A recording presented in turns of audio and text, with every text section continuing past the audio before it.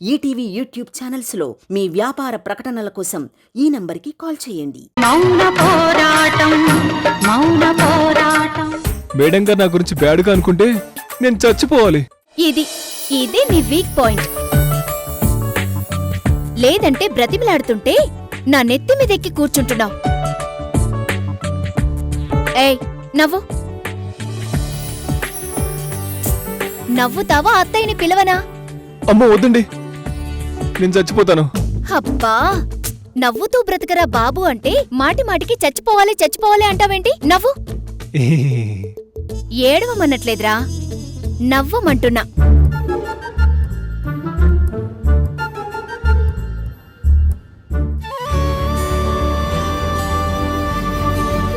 It's not bad.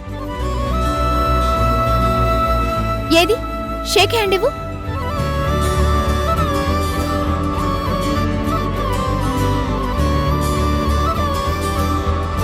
అత్తయ్యా వద్దు, shake hand ఇచ్చేసాను. ఓకే, కానీ ఇలాంటి పనులు ఈ భయంతో కాకుండా ఫీల్తో చేస్తే ఇంకా బాగుంటుంది.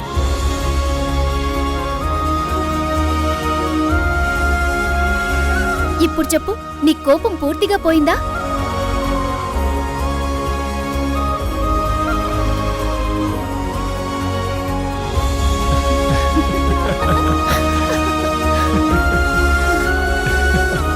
థ్యాంక్ యూ రా. సరే, ఇప్పుడు ఈ డెకరేషన్ అందంగా వస్తుంది. తీసుకో.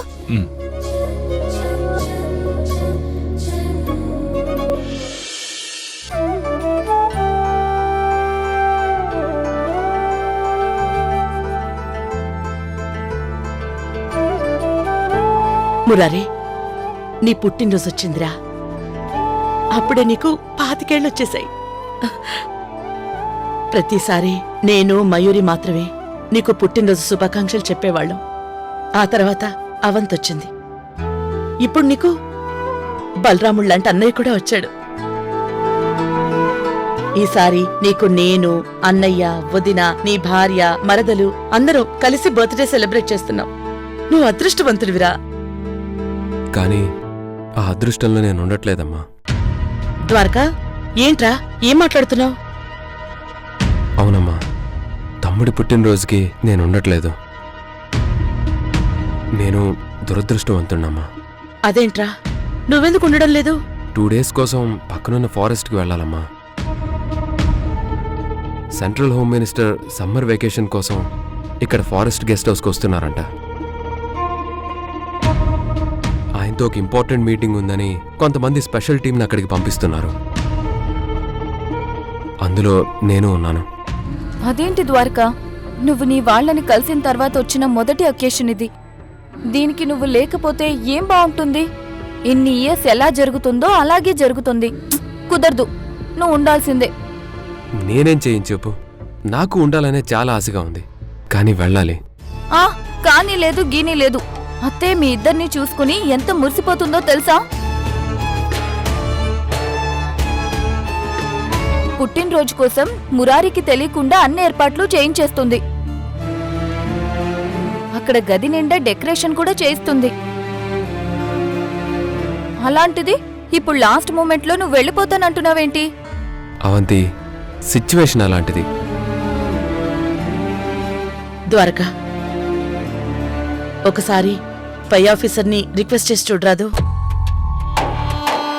కుదురుతుంది అనుకుంటేనే, లేదు కుదరదు నువ్వు వెళ్లాల్సిందే అంటే వెళ్ళిరా. కానీ నువ్వు ఉండాలనేది నా ఆశ. ఉంటే బావుంటుంది. నా 2 కళ్ళు నా ముందుంటాయి. అమ్మా, నీ మనసు నాకు అర్థమైంది. నేను ట్రై చేస్తాను. కుదిరితే ఓకే, లేదంటే ప్లీజ్ బాధపడద్దమ్మా. ఇదిగో ఈ గిఫ్ట్ తెచ్చానని తమ్ముడికి రేపివ్వు. నేను వచ్చాక వాడిని కలుస్తాను. నువ్వు గిఫ్ట్ ఇచ్చావంటేనే అర్థమవుతోంది నువ్వు ఉండవని. సరే, నువ్వింకేం ఆలోచించుకో. ఇక్కడ ఉండట్లేదని బాధపడుకో. హ్యాపీగా వెళ్ళిరా. ఓకే అమ్మా, నేను వెళ్ళి బట్టలు సర్దుకొని బయలుదేరతాను. ఓకే, జాగ్రత్తగా వెళ్ళరా. అవంతి, వెళ్ళి వాడికి ఏం కావాలో సర్ది పెట్టు. అలాగే అత్తయ్య. ఓకే.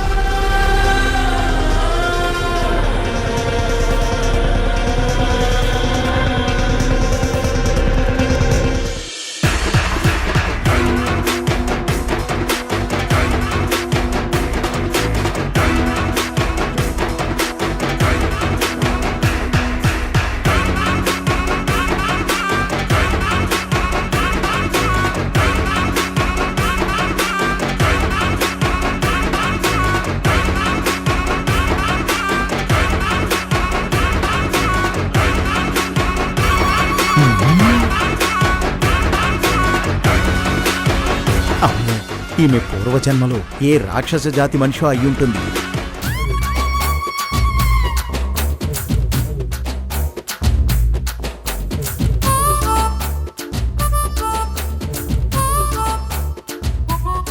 ఏంటో అలా చూస్తున్నావు? బౌన్స్ కోసం ఎదురు చూసే కుక్కలాగా.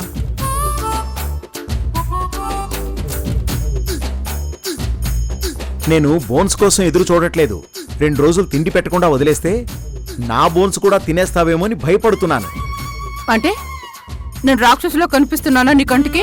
ఇప్పుడు నీ గురించి నిజాలు ఎందుకులే గాని, అవతల జరుగుతుందేంటో పట్టించుకోకుండా ఇక్కడ నీ మానాలను అదే బాగా తింటున్నావు కదా. ఇప్పుడు ఏమైంది రఘురామ్? ఏమవడం ఏంటి అత్తయ్య గారు? అక్కడ దుర్గా బర్త్డే డెకరేషన్ స్టార్ట్ చేయించేసింది.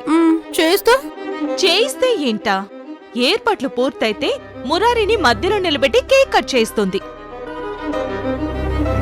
మనం కూడా హ్యాపీ బర్త్డే టు యూ అని పాట పాడి కేక్ తింటాం. ఇల్లు అలగ్గానే పండుగ అయిపోతుందా? ఏర్పాట్లు చేసేస్తే పుట్టినరోజు అయిపోతుందా? అంటే మురారిని దాచేస్తావా? పెళ్లి జరిగేటప్పుడు పెళ్లి కొడుకే మాయమవ్వక్కర్లేదు. పెళ్లి కొడుక్కి కాళ్ళు కడిగేవాడు మాయమైనా పెళ్లి జరగదు. పెళ్లి కొడుకు కాళ్ళు కడిగేవాడంటే పెళ్లి కూతురు తండ్రి. అంటే ఇక్కడ బర్త్డే బాయ్ తల్లి అంటే దుర్గని మాయించేస్తావా? రఘురామ్, నేను గుండు సూదితో పోయేదాన్ని గందాక తీసుకెళ్లకు. అబ్బా ప్లీజ్ సువర్ణ, కొంచెం సస్పెన్స్ తెరదించుతావా? నువ్వేం చేస్తావో తెలియక టెన్షన్తో నరాలు తెగిపోయేలా ఉన్నాయి. నేను ప్లాన్ చెప్పకపోతే మీరసలు ఇంప్లిమెంట్ ఎలా చేస్తారు? నక్షత్ర, దుర్గ ఈ ఇంట్లో ఉన్నా లేకపోయినా నువ్వో పని చేయాలి. ఇట్రా.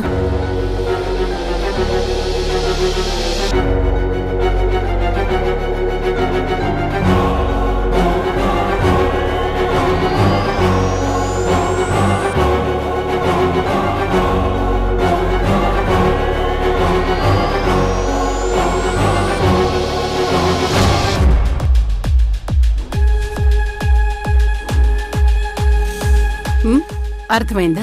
సూపర్ అత్తయ్య గారు, మీరు ఇక్కడ డ్రామా మొదలు పెట్టండి, నేను అక్కడ డ్రామా స్టార్ట్ చేస్తాను.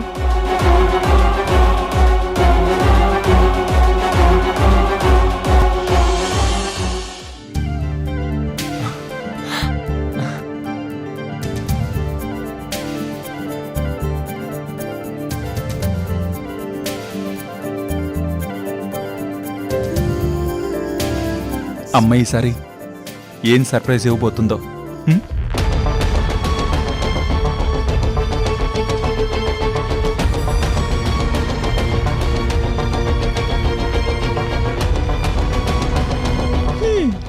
సారేంటో చాలా హైలో ఉన్నట్టున్నాడు.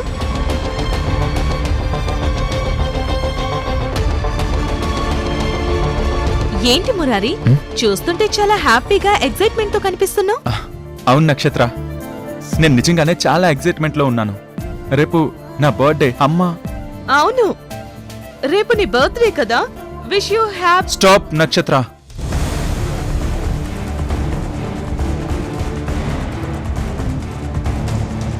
నువ్వు నా వైఫ్ వా లేకపోతే ఎనిమివా?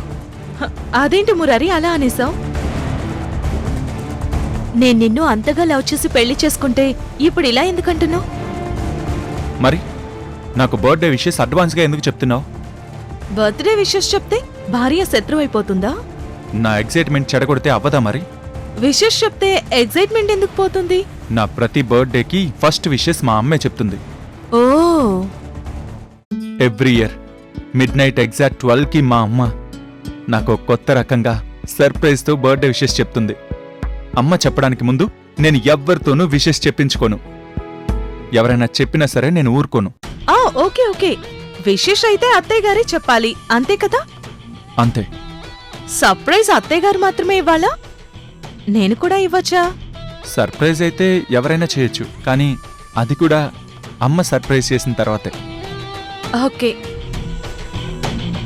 అయితే అత్తయ్య గారు నైట్ విశేష్ సర్ప్రైజ్ చేసేస్తారు కదా, వెంటనే మనం బయలుదేరి ఇంకో చోటుకెళ్దాం.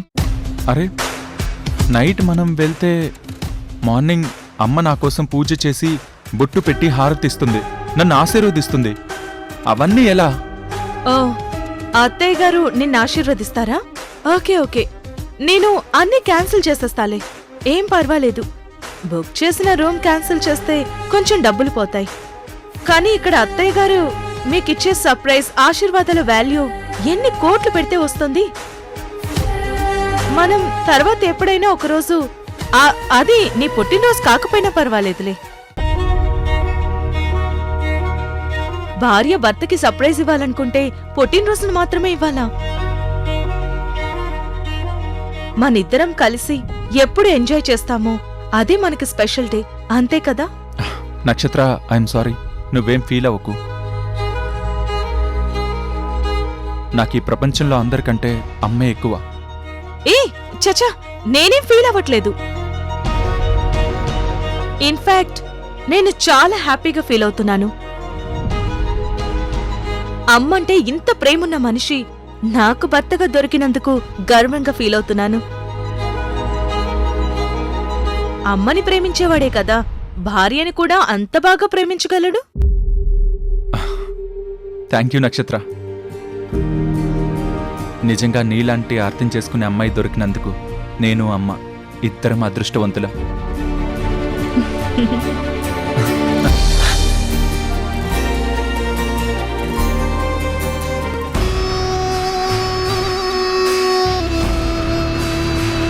పిచ్చి మురారి, నా బాధ నిజం బాధ కాదు. ఇప్పుడు నేను సువర్ణత్తయ్య గారు కలిసి చేసేదానికి రేపు దుర్గ పడుతుంది చూడు, అది నిజమైన బాధ. నా ఫేస్ లో కనిపించే బాధ వెనుకున్నదంతా ఆనందమే.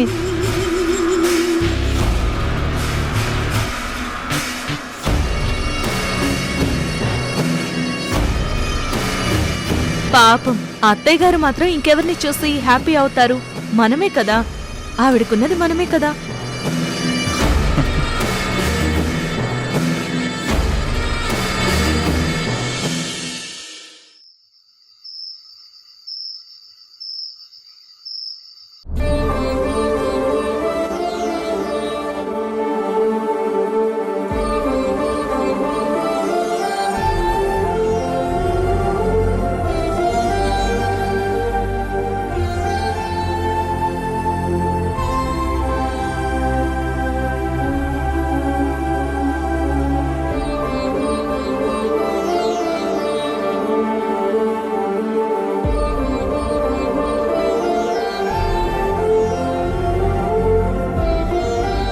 అవంతి, పాలు తాగావా?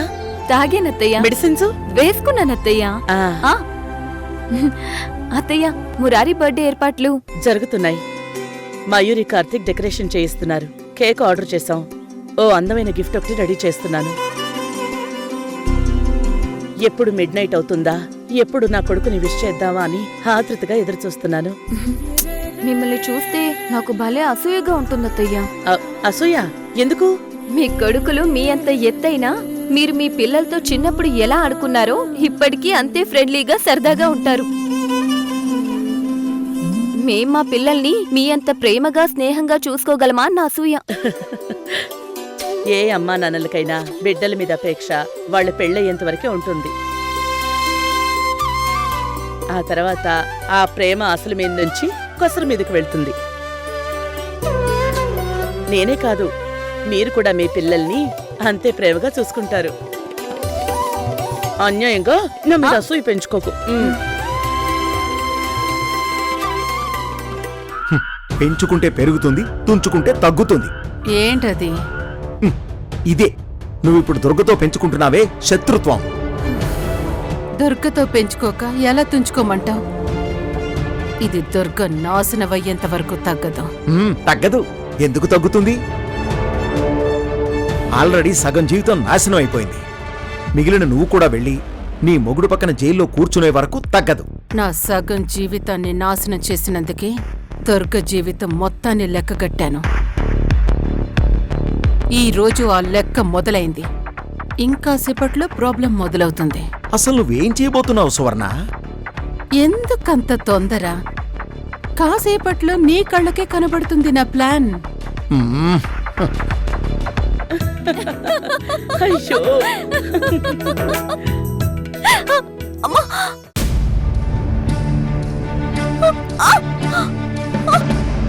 ఏ అవంతి, ఏమైంది?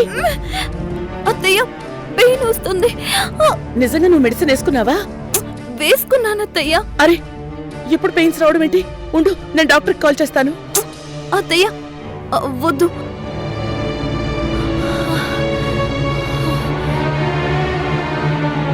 పర్లేదత్తయ్య, కొంచెం తగ్గింది. డాక్టర్ ఏమొద్దు. సరే, ముందు నువ్వు రిలాక్స్ అవ్వు, టెన్షన్ తీసుకోకు. పర్లేదత్తయ్య, ఏం కాదులేండి. ఇది ఫాల్స్ పెయిన్ అయి ఉంటుంది. అలాగే అత్తయ్య. సరే, నీకు తోడుగా మయూర్ని పంపిస్తాను, ఓకేనా? ఎమర్జెన్సీ ఏమైనా ఉంటే నాకు కాల్ చేయి, ఓకేనా? సరే.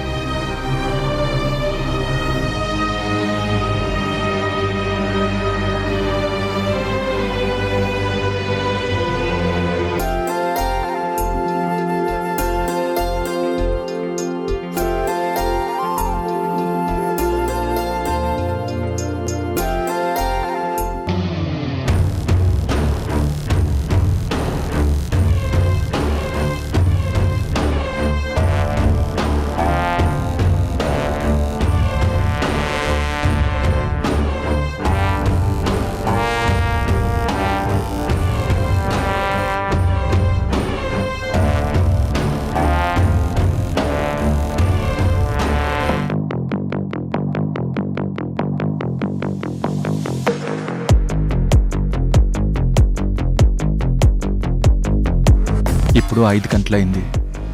మెలకు వచ్చేసింది. మరి రాత్రి 12 గంటలకి అమ్మ నాకు విషెస్ చెప్పి సర్ప్రైజ్ చేస్తుంది కదా. అందుకే ఆ ఆనందం నన్ను నిద్ర లేపింది.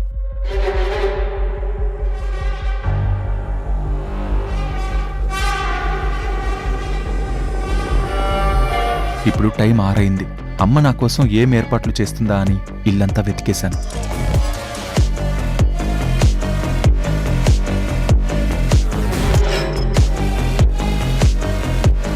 నా పిచ్చి గాని అమ్మ ఏం సర్ప్రైజ్ ఇస్తుందో నాకు తెలియనిస్తుందా?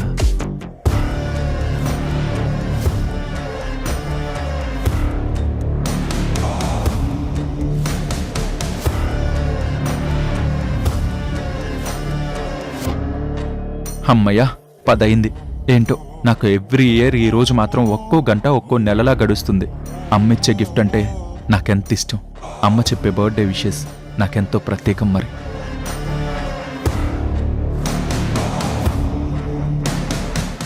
మురారి, మీ అమ్మ నీకు విషెస్ చెప్పాలని ఇంతలా ఎదురు చూస్తున్నావా? నేను నీలాంటి కొడుకుని ఎక్కడా చూడలేదు.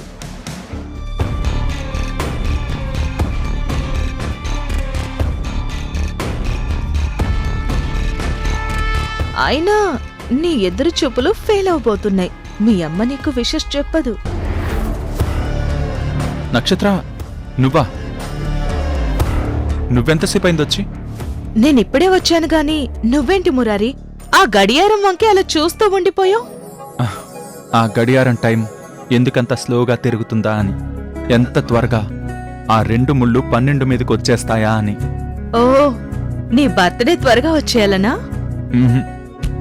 అమ్మ నోటి నుంచి దీవెన్లు ఎంత తొందరగా అందుతాయా అని. ఓకే ఓకే, అయినా నీకు మీ అమ్మగారి దీవెనలు ప్రతిక్షణం ఉంటాయి కదా. కానీ నా బర్త్డే ప్రతిక్షణం రాదు కదా. అందుకే ఈరోజు నైట్ మా అమ్మ నాకు బర్త్డే విషెస్, నాకిచ్చే దీవెన్లు అంత స్పెషల్. అంతే. నీకో విషయం చెప్పనా? నువ్వు మీ అమ్మగారి విషెస్ కోసం ఎంతలా ఎదురు చూస్తున్నావో, నేను నీకు విషెస్ చెప్పాలని 12 ఎప్పుడవుతుందా అని అంతలా ఎదురు చూస్తున్నాను. అలానే నువ్వు 12 అవగానే విషెస్ చెప్పేకు. నాకు ముందు ఆ నాకు తెలుసు బాబు. అత్తయ్య గారు నీకు విషెస్ చెప్పాకే నేను నిన్ను విష్ చేస్తాను, సరేనా?